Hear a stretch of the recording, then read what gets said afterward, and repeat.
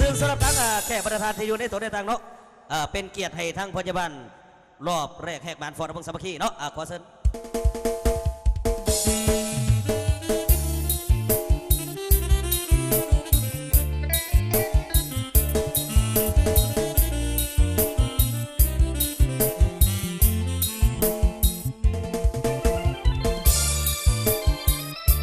เอาบอกไปสาวนาไส้มาสั่น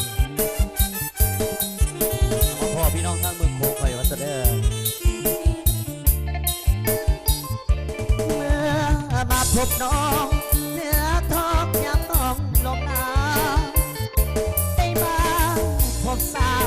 หยอกย้ำที่เขาลือกันมาเห็นเพื่อนกินดินแดนแควงสาละวันอยู่นครเพียงจานอยากผูกพันกับน้องแก้วตาสาวนาใสไทยไปก็บ่ลืมลาส่งคำลือสาเมื่อได้มาพบน้องคนดีโลกลาองค์แดงเห็นแล้วว่าเป็นสตรีนับว่าไอ้คนโชคดีมาพอนาเลยที่งามเส้นใจ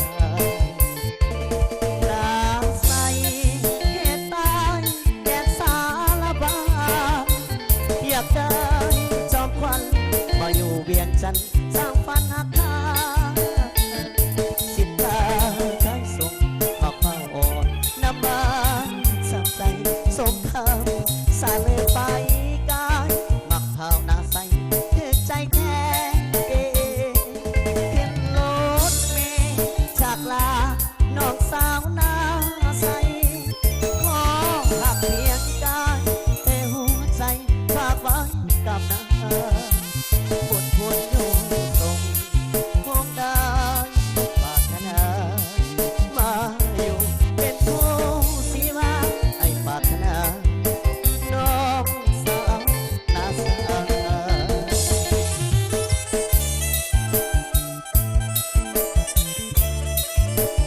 เอาบอกไปทั้งพี่ทั้งน้องบ้านเอาเลยแสดง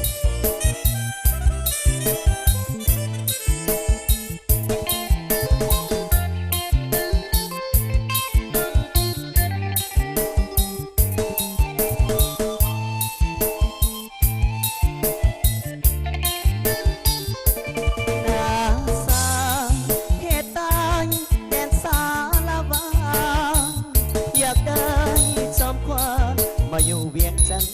สร้างฝันหักคาสิทธา